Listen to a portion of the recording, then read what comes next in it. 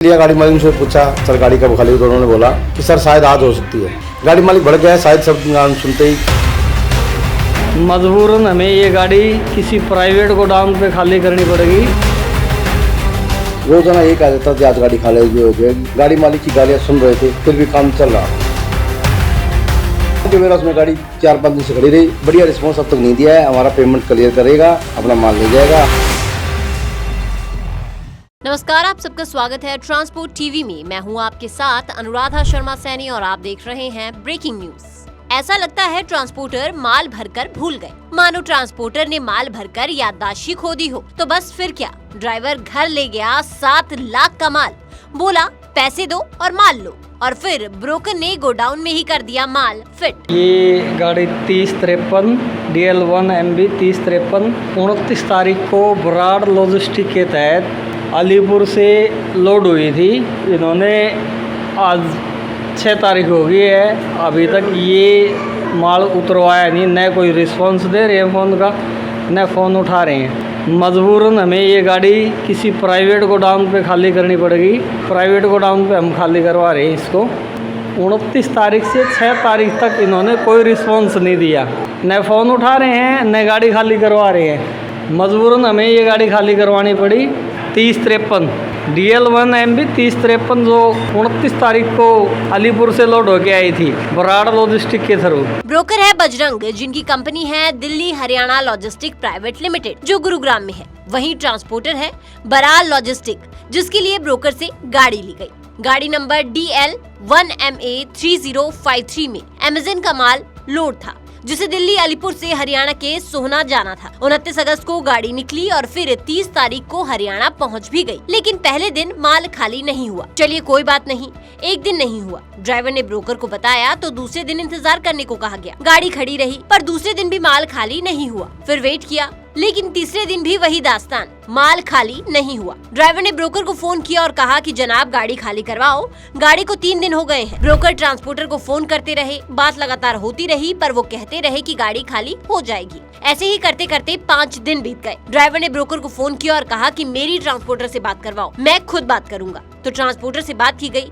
Broker ने सवाल किया कि माल खाली कब होगा। ट्रांसपोर्टर ने कहा कि शायद आज खाली हो जाएगा। बस इससे साफ स्पष्ट हो गया कि गाड़ी खाली नहीं होने वाली। बस इस मामले पर ड्राइवर की सनक गई और ड्राइवर ने गाड़ी उठाई और ले गया अपने घर। जी हाँ, 7 लाख का माल अपने घर ले गया। उसके बाद क्या हुआ बताएंगे आपको, लेकिन उससे पहले एक जरूरी जानकारी। अगर आपने बीमा पॉलिसी ली है ट्रांसपोर्ट मॉल से और हो जाए कोई दुर्घटना, तो आप कभी भी क्लेम हॉटलाइन पर कॉल कर सकते हैं। जैसे ही आप ट्रांसपोर्ट मॉल से बीमा लेंगे तो आपको हॉटलाइन का नंबर दे दिया जाएगा और ये नंबर 12 महीने 30 दिन और 24 घंटे खुला रहेगा। तो अब क्लेम की चिंता छोड़ें और बीमा करवाएं ट्रांसपोर्ट मॉल से।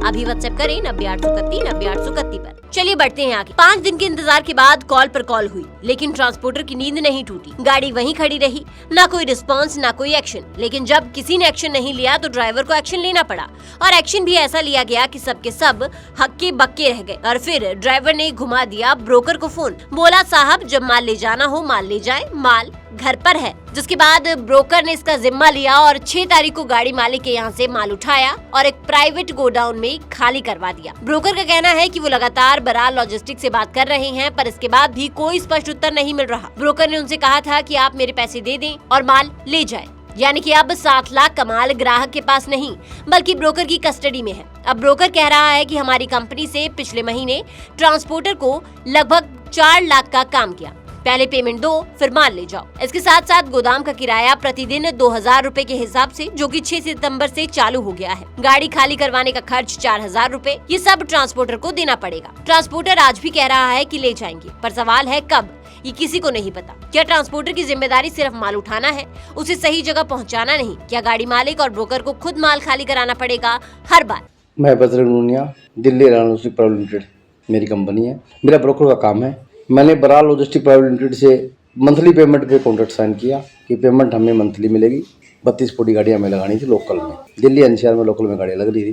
ठीक ठाक काम चल रहा था। गाड़ियाँ एक आध दिन रुक रही थी, डिटेंशन दे ताकि गाड़ी वालों को मना लेते थे, एक आध दिन डिटेंशन में कोई दिक्कत नहीं आ रही थी। 29 अगस्त को बराल लॉजिस्टिक से हमने 6 से 7 गाड़ियाँ मांगी। हमने उनको गाड़ियाँ प्लेस करी। 4 गाड़ियाँ बराल लॉजिस्टिक के खुद के वेयरहाउस में 4-4 दिन खड़ी हो गई। बराल लॉजिस्टिक एक गाड़ी कस्टमर के यहाँ अमेजोन में अलीपुर दिल्ली से लोड हुई और सोना अमेजोन में खड़ी हुई। वो गाड़ी 4 से 5 दिन उसको गाड़ी खड़े हो गए थे। बराड़ लॉजिस्टिक से हम बराबर संपर्क में थे। रोजाना एक आ जाता कि आज गाड़ी खाली हो जाएगी, आज खाली हो जाएगी, लेकिन गाड़ियाँ खाली नहीं हो रही थी। गाड़ी मालिक की गालियाँ सुन रहे थे, फिर भी काम चल रहा था, क्योंकि गाड़ियाँ बराड़ लॉजिस्टिक के खुद के वेयरहाउस में थी और गाड़ियाँ हम नहीं बुला सकते थे। गाड़ी को हमने जैसे तैसे उनको वहीं खाली करवाया। खुद के वेयरहाउस में गाड़ियाँ ये बोल के खड़ी कर रखी थी कि माल दूसरी गाड़ी आएगी उसमें पलटी करेंगे, हमारे पास जगह नहीं है। जब खुद के वेयरहाउस में जगह नहीं है तो अमेजोन के वेयरहाउस में वो जगह कहाँ से करवा देंगे।